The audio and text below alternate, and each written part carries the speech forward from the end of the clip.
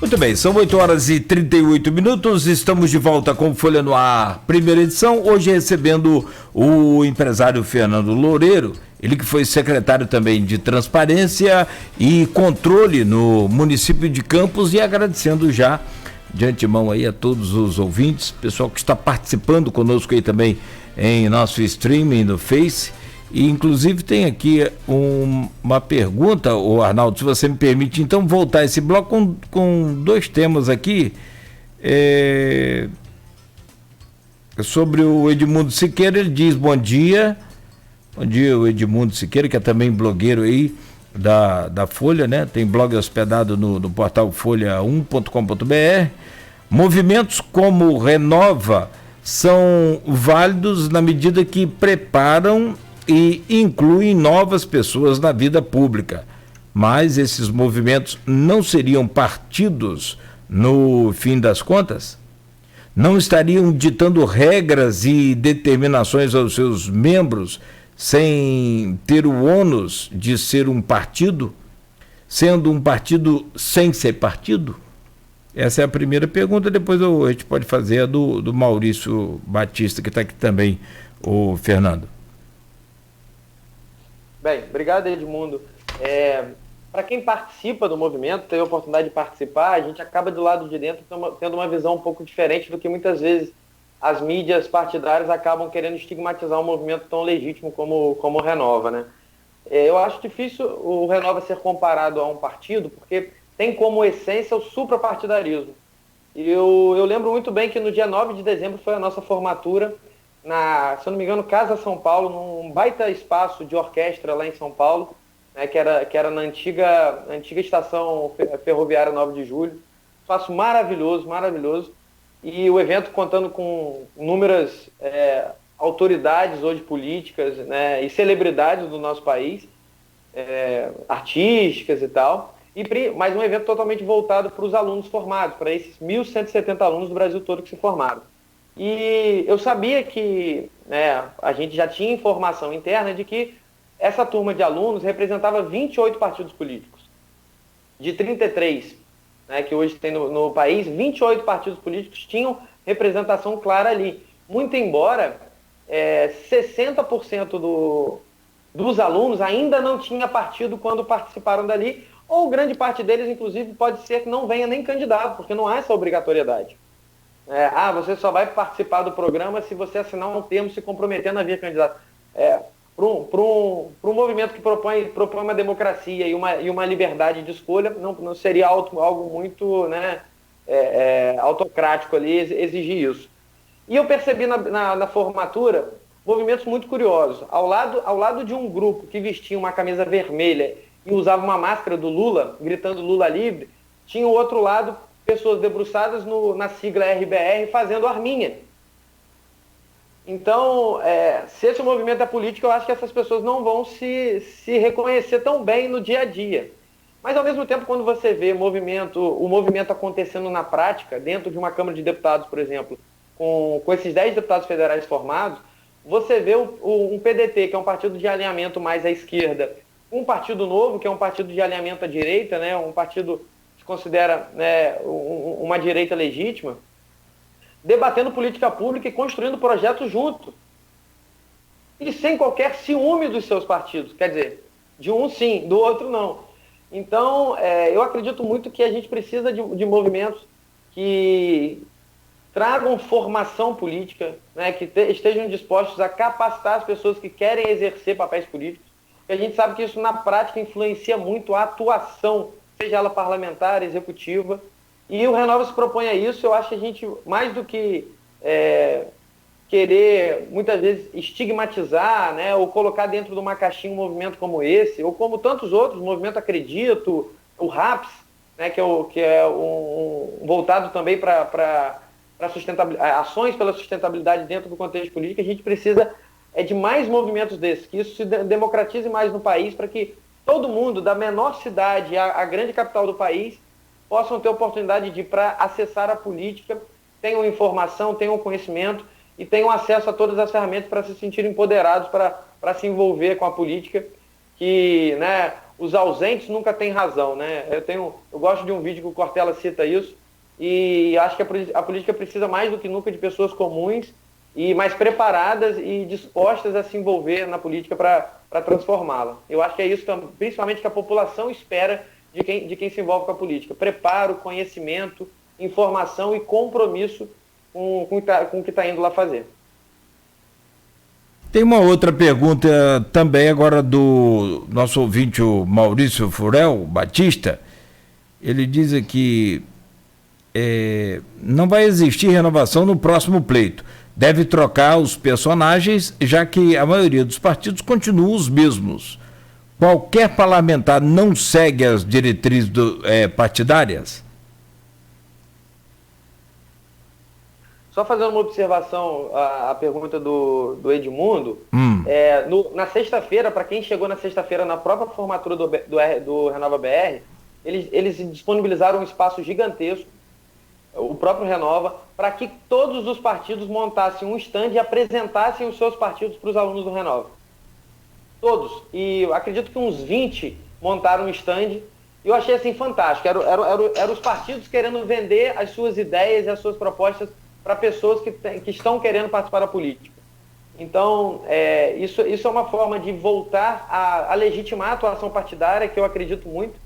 Hoje eu estou num partido que tem uma bandeira muito forte, o PTB, historicamente, e que vai muito ao encontro aí de uma indignação que a gente está também hoje com uma política muito contaminada, né, e que quer hoje ver os mandatários terem a liberdade para trabalhar, para fazer o seu papel, e que sejam cobrados, né, e que sejam punidos caso não vão ao encontro dos seus objetivos legítimos ali. Mas que eu acredito muito, e principalmente no movimento que está acontecendo em campos do partido, né? A presidente Lola Andim tem feito um baita trabalho, eu tenho certeza que vai gerar muito resultado e vai voltar, né, a trazer legitimidade para os movimentos partidários na cidade, que infelizmente a gente não vê mais. Eu acredito que a gente não pode estigmatizar partidos de uma forma geral por alguns partidos. Então a gente precisa, e os partidos também precisam fazer a parte deles hoje, trazendo pessoas novas e exaltando o real valor das vinculações partidárias e do motivo que faz existir aí os partidos políticos no Brasil. Para que depois a gente não tenha que aceitar o Luiz Fux, por exemplo, que abriu uma audiência sobre candidaturas cívicas e que gerou um movimento muito forte de adesão a isso. Porque nem todo mundo se sente representado por nenhum partido. E não quer dizer que não possa participar da política por causa disso. E com relação à renovação do pleito, eu acredito muito. Eu acredito e espero muito, independente de estar pré-candidato ou não, eu acredito muito que Campos precisa de renovação, porque eu não acredito que a política precisa se fazer de carreirismo. Eu acho bonito, eu acho que a essência de espírito público e de exercício de cidadania na política precisa ser levado em consideração, inclusive por pessoas que entram para a política já comprometidas com sair da política. Que a gente vê as pessoas permanecendo e fazendo carreira na política e muitas vezes olham para trás e não tem mais para onde voltar. E aí eu acho que muitas vezes onde está o grande problema da política. As pessoas se envolvem, né, e participam tão ativamente da política, mas esquecem que aquilo não tem que ser a sua carreira profissional, e quando olham para trás não tem mais para onde voltar, e não só ela, mas com todo mundo que acaba se envolvendo com um mandato, o que seja, e que muitas vezes exige dessa pessoa a manutenção dentro da política. Eu acho que todo mundo que tem capacidade de fazer coisas boas e de construir coisas boas fora da política, precisam participar da política, e para isso as cadeiras precisam estar sendo renovadas e substituídas. Perfeito, Arnaldo. Tem aqui um comentário, aqui da dona Noêmia, só para a gente concluir, Noêmia Magalhães. Ela pergunta: gostaria de saber se esse curso, questão do Renova, que você fez, é o mesmo que Danilo Barreto de São João da Barra fez. Tinha alguém de São João da Barra também nessas turmas? Danilo, perdão, nem comentei de Danilo, que a gente até às vezes brinca que Danilo vai ser pré-candidato aqui por Campos, de tanto que ele tá junto com a gente sempre aqui, mas ele é pré-candidato lá em São João da Barra, um cara genial, que com certeza vai promover renovação também em São João da Barra. Isso é muito bacana. Não só ele, tem Macaé, Daniel Raoni em Macaé, o Jerônimo, tem outras pessoas em Rio das Ostras que a gente tem a oportunidade de conhecer, em Niterói. A gente formou um grupo muito bacana. E o diálogo é constante, e o mais bacana, Hoje, dos 5 pré-candidatos que fazem parte do Renova dentro do nosso grupo, nenhum é do mesmo partido um do outro. A gente tem 5 pré-candidatos de 5 partidos diferentes. E que vão apoiar pré-candidatos a prefeitos diferentes. Certo, certo. Agora vamos falar um pouquinho sobre essa questão econômica, Nogueira. Se quiser começar falando sobre royalties, por favor. A pergunta que eu fiz ao Fernando, e aí não sei se dá para ser de abertura, mas é sobre a questão dos royalties, e a gente está vivendo uma crise sem precedentes nos royalties, na arrecadação dos royalties, participações especiais, né, mínimas, batendo recordes negativos aí de 18 anos, né? Agora mesmo, essa última me parece que foi de 16 anos também, né? Então a coisa complicou muito com a arrecadação de Campos. E como ficaria essa arrecadação de hoje se não houvesse a liminar lá segurando a partilha dos royalties, que já é uma lei aprovada pela Câmara, pelo Senado e sancionada pelo presidente da República, Fernando? Vamos lá. Eu até fiz o dever de casa, Arnaldo. E ontem, em conversa com o Diogo, que é um dos grandes especialistas hoje na área de petróleo, né? Já teve algumas oportunidades de estar junto à Folha FM. A gente começou a levantar algumas conjecturas, aí, alguns cenários, algumas conjunturas, na verdade, para entender esse comportamento, não só da questão da liminar, mas também entendendo os volumes e a representatividade dos volumes de arrecadação via royalties, participação especial, dentro dos governos, né? Então eu tenho um relatório aqui, se a gente puder fazer uma análise. Vamos colocar só dos últimos 20 anos, né? No governo Arnaldo, de 2001 a 2004, foi arrecadado, somados, né, cerca de 1,5 bi. Isso representou uma média dos valores anuais versus a arrecadação daquele ano de 47% no ano, 58% no ano, 66%, 68%. E a gente vai caminhando, então isso mostra a relevância que o royalties representava na época para o orçamento. Se a gente tinha, vamos botar aí, 50% de 1 bi, 1,5 bi, naqueles 4 anos foi arrecadado 3 bi, né? Fazendo uma média grosseira aí, mas para a gente ter um cenário. Então, mostra a relevância do royalties na arrecadação total. E aí a gente entra no governo Mocaiber, né, / Roberto Henrique, isso vai para 70%, com 3 bilhões e meio de arrecadação nos 4 anos.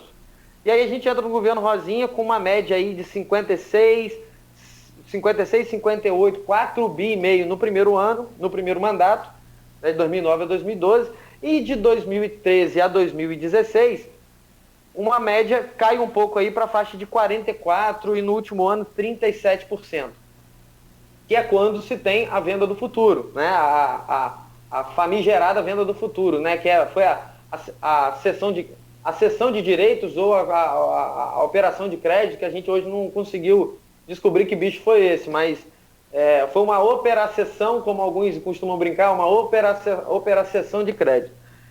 Que somados à arrecadação de royalties, deu aí 4,7 bilhões. Né?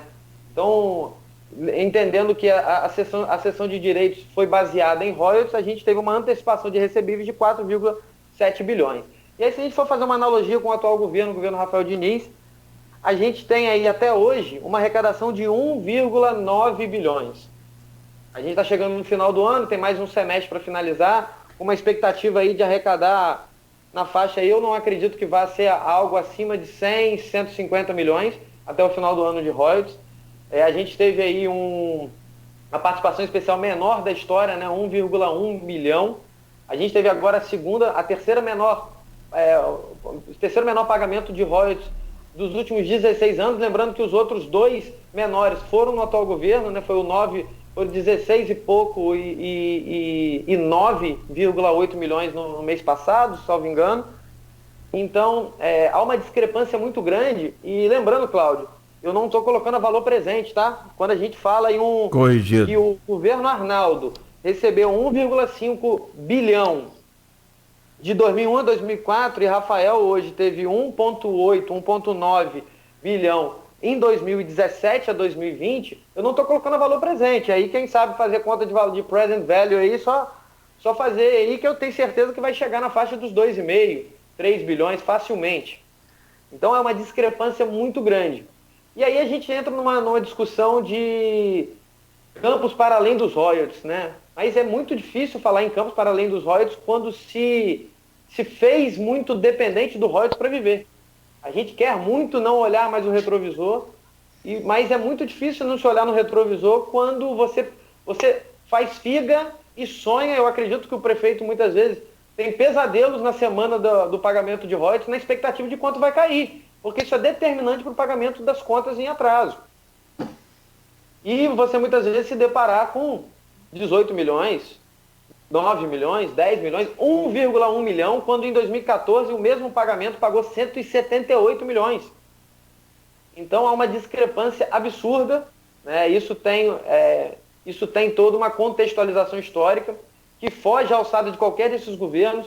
Nenhum governo desses aqui fez por merecer mais ou menos royalties, mas fez por merecer o bom uso ou não desses royalties recebidos. E aí, Arnaldo, quando a gente fala da venda do futuro, hoje dificilmente o município teria chegado até aqui se não fosse a liminar, e aí a gente tem que dar os devidos méritos aí à Procuradoria da Câmara e à Procuradoria-Geral do município na época, porque a gente fez um estudo básico aqui, eu e o Diogo, e o município pagou cerca aí de 180 milhões dessa dívida, nesses 4 anos aí, com aqueles 10%. Não fossem os 10%, a gente teria que ter pago mais 772 milhões de reais. Se hoje a gente tem RPA em atraso, situações hoje complexas no município, imagina com menos 772 milhões. Aonde estaríamos? Ou estaríamos na situação hoje há muito tempo atrás. Talvez algumas profecias teriam se cumprido lá atrás, né, de que o município não pagaria sua folha de pagamento no primeiro ano. Então, o cenário foi muito difícil, e a gente tem um cenário que, tecnicamente, eu não posso deixar de trazer para cá. Em 2021, o tribunal já disse, já bateu o martelo, que nenhum município poderá usar royalties para pagar folha de pagamento. Está proibido pagar royalties, porque isso foi uma prerrogativa momentânea, que acabou se estendendo, mas que em 2021 o martelo já está batido. E aí eu pergunto, o que fazer? Quando hoje, muitas vezes, a gente espera o pagamento de royalties para complementar um pagamento de folha.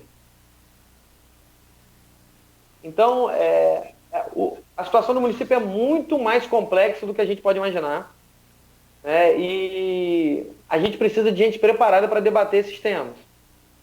Pode falar. Sim, a gente tem as perguntas aqui ainda do campo político que eu vou fazer a você, que tem várias pessoas perguntando, mas eu queria concluir essa questão econômica, que acho que esse é o grande desafio, equilibrar as contas. O município com 1,1, essa é a pergunta, como que é, Nogueira? Pergunta de $1 milhão. Pergunta do milhão, valendo $1 milhão de dólares.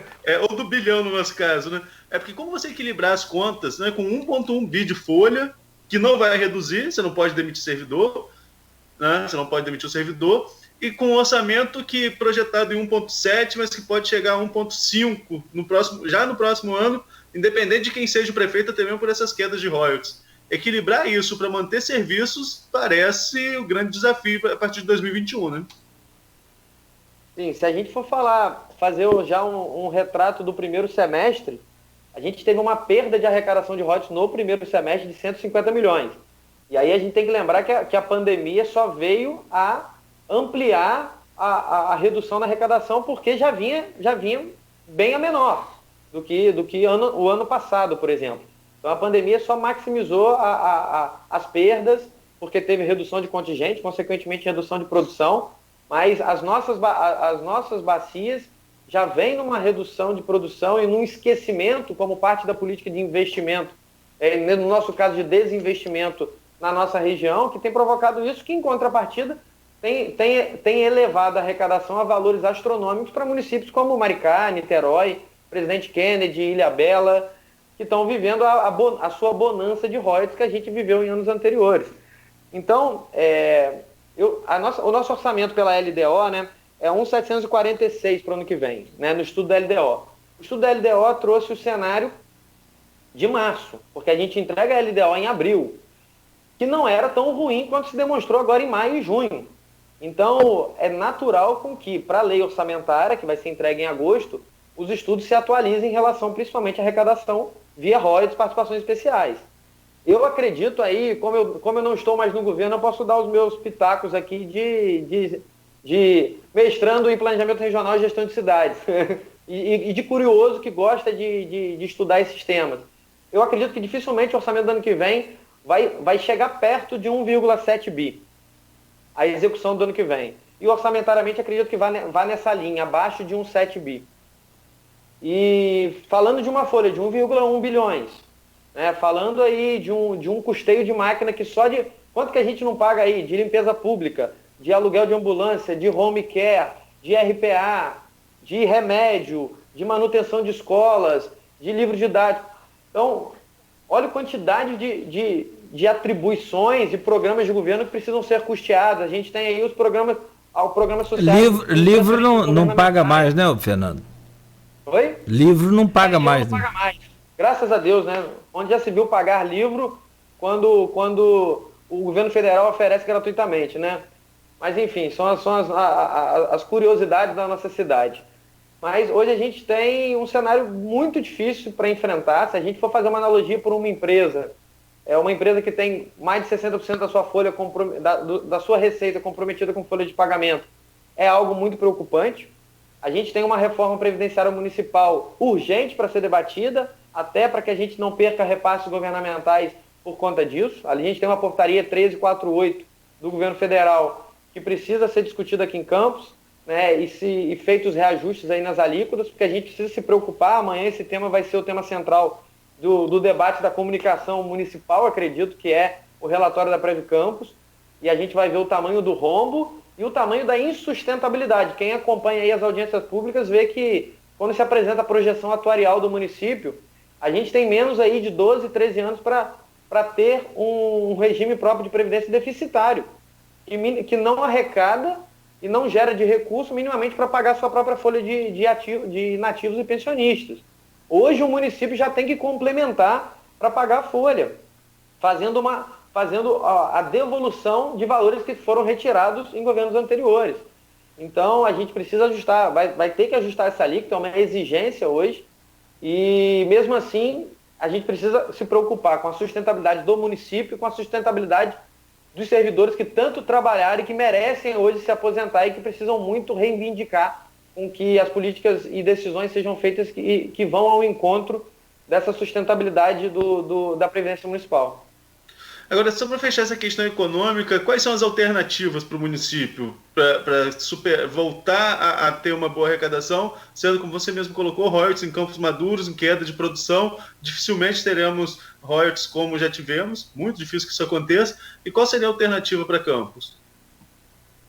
Bem, aí uma visão do Fernando. Eu acredito que a gente precisa fazer dois movimentos importantes no orçamento municipal. A gente precisa enxugar as despesas, fazendo o que for preciso para isso e necessário, porque se a gente não se preocupa com todo, né, se a gente talvez seja mais importante hoje tirar um pouco de todo mundo para ter para todo mundo do que daqui a pouco não ter para ninguém. E a gente precisa criar alternativas de maximizar as nossas receitas. O trabalho da Secretaria de Fazenda nesses últimos anos foi de extrema importância para isso. Se a gente olha a curva hoje de representatividade dos recursos próprios contraposto ao orçamento total, a gente vê uma curva ascendente. Isso é muito bom, tanto nominalmente quanto percentualmente a gente vê que o recurso próprio tem sido aumentado, porque é dessa forma que a gente vai garantir a sustentabilidade do município, para não depender de um recurso tão flutuante quanto os royalties. E mais do que nunca, Arnaldo, a gente precisa colocar o nosso município num novo patamar de desenvolvimento. A gente precisa acreditar no empreendedor local, a gente precisa valorizar o empreendedor local e deixar ele trabalhar. A gente precisa olhar para as nossas matrizes econômicas de sempre, agricultura, né, agropecuária. Eu acho que esse é o caminho, porque Campos, com todos esses recursos naturais e toda essa matriz econômica estabelecida, né, e aculturada aqui, a gente não pode ser como as grandes cidades aí do centro-oeste, do interior de São Paulo, de Santa Catarina, que hoje trabalham muito forte, hortifruti granjeiro e outros segmentos que estão vinculados à economia primária. A gente precisa trabalhar fortemente para colocar o nosso município num novo patamar de desenvolvimento. Então a gente precisa fazer o dever de casa, e aí acredito que o Legislativo tem um trabalho crucial nos próximos anos, que já deveria ter sido feito, que é contribuir para essa adequação do nosso orçamento a uma nova realidade, que a gente fala de nova realidade, mas precisa ir ao encontro dela. de fazer, né, a gente se encaixar de novo no orçamento municipal, mas a gente precisa deixar de lado um pouco esse sentimento de inferioridade, que a nossa cidade é provinciana, isso e aquilo. A gente precisa projetar a nossa cidade para o futuro, com preparo, com engajamento e com envolvimento da sociedade. Eu acho que isso é um projeto para todo mundo. Eu costumo dizer que, Fernando, por que você está resolvendo participar da política, né? E não continua na sua empresa, os seus negócios estão acontecendo, mas por que você quer participar da política? É porque não adianta eu, como empresário, e tantos outros, terem uma empresa de sucesso, que busca o seu espaço, se a gente não tiver uma cidade que minimamente faça as suas entregas de política pública, que gerem qualidade de vida, que gerem bem-estar para a pessoa. Ninguém vai vir comprar imóvel em Campos se o lixo em Campos for horrível, se Campos não oferecer uma saúde decente, uma escola boa para o seu filho. Então não é uma questão individual minha, mas eu me preocupo enquanto cidade, enquanto cidadão, mas me preocupo com quem gera riqueza nessa cidade, que precisa e tem que exigir com que o poder público entregue as mínimas bases para que ele possa prosperar enquanto empreendedor, enquanto quem verdadeiramente gera emprego, gerando empresas e negócios. Eu costumo dizer que não existe dinheiro público, né? Existe dinheiro do pagador de impostos. E é nessa pessoa, são nessas pessoas que, pagando altos ou baixos impostos vinculados a consumo ou a renda, são a essas pessoas que a gente precisa dar o devido valor e fazer com que elas assumam o protagonismo para o desenvolvimento da cidade. Fernando, voltando, só para a gente concluir, mas voltando à política, que foi pergunta aqui de pelo menos 3 ouvintes, né, quando você falou com a questão de renovação. Vou pegar a pergunta da Ivanete, mas que vale também pela pergunta do Pedro e do Paulo Henrique. Teve um outro leitor que falou sobre o mesmo assunto, mas subiu aqui a pergunta, não vi, que a pergunta da Ivanete é: como você se sente tendo Roberto Jefferson como presidente do partido pelo qual você hoje é pré-candidato? Bem, eu não sinto nada. Assim, eu acho que a lógica do nosso partido a nível municipal está sendo construída com uma pessoa de extrema competência e de extremo reconhecimento pela sociedade.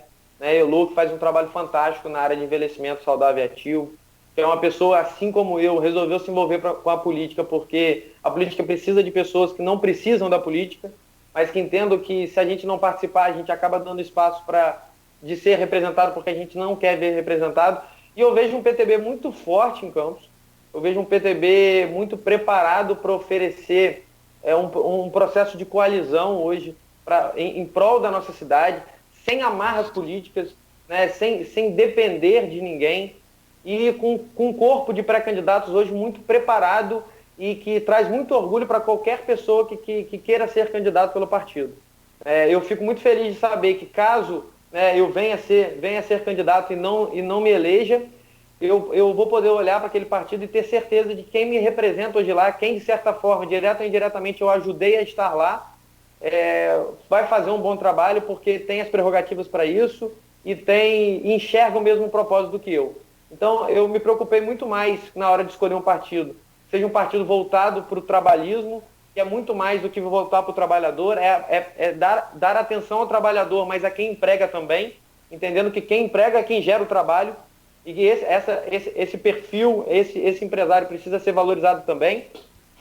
E um partido que eu possa ter tranquilidade para poder trabalhar e para poder me envolver, e está sendo construído por pessoas boas e comprometidas com a cidade.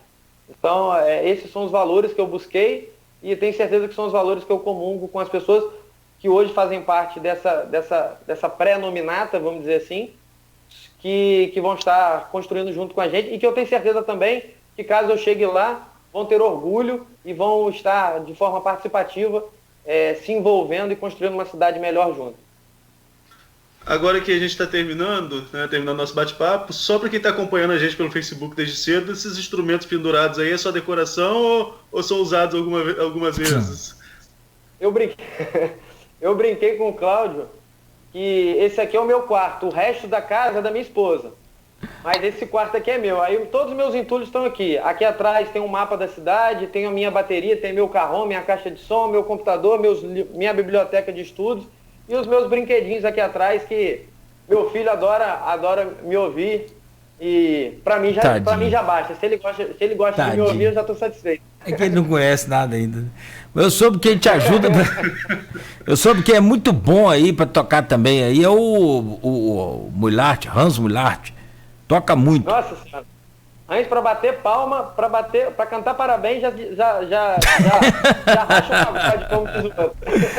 Aqui, o Fernando Loureiro, podemos fechar então, Arnaldo? Já são 9h09 e agradecer a você, Fernando, pela participação, pela entrevista, né? A equipe toda aqui agradece mais uma vez também, né, Arnaldo? Com certeza, com certeza. Abraço, Fernando. Obrigado aí mais uma vez. Pessoal, obrigado. Foi mais uma vez um prazer estar aqui na Folha. Uma rádio e um grupo de relevância que está disposto sempre a ampliar o debate político municipal. Eu acho que é disso que a gente precisa, né? Que levem todos os grupos políticos para aí, que debata a nossa cidade principalmente, sem apequenar o debate. E mais do que nunca é isso que a gente vai precisar para os próximos anos, é construir, criar um pacto pela nossa cidade, porque se a gente não tratar com muita seriedade os próximos 4 anos, talvez a gente nem tenha uma cidade para poder debater nos outros 4. Então, e pode parecer demagogia, a gente acha que o município não fecha a porta, né? O município não lacra a porta, mas a gente está diante de grandes desafios que já foram enfrentados com muita austeridade, com muita força de vontade nos últimos anos, né, pelo prefeito Rafael Diniz, mas que cenários ainda mais complexos podem se apresentar e a gente precisa estar muito preparado e muito consciente, ter conscienciosidade do que nos espera e fazer as escolhas certas esse ano. Valeu, obrigado a todos aí. Fico à disposição aí, minhas redes sociais, Fernando C. Loureiro, no Instagram, no Facebook, Fernando Loureiro Oficial. A gente vai estar podendo falar um pouco mais sobre a nossa cidade e construir junto. Acredito que essa construção junto, com diálogo, com transparência, é o futuro da política e é o futuro que a nossa cidade precisa. Tudo bem. Arnaldo, até amanhã às 7 da manhã com mais uma edição do Folha no Ar, primeira edição. Ok? Amanhã a gente vem, né, falar aí sobre essa questão do Prev Campus, como eu falei lá no primeiro bloco. Amanhã a gente vai estar recebendo aí o André Oliveira, que foi presidente do Prev Campus, né? Foi presidente até o ano passado do Prev Campus, então a gente vai estar conversando com ele sobre essa questão. Perfeito. Um grande abraço, bom dia para você mais uma vez. Bom dia também para o Fernando Loureiro e a todos que nos acompanharam aí pelo Face ou aqui pela Folha FM. Nosso muito obrigado. Sigam, claro, acompanhando toda a nossa programação. Folha no Ar volta amanhã no oferecimento dos laboratórios Plínio Bacelar e Clínica Proteus. O novo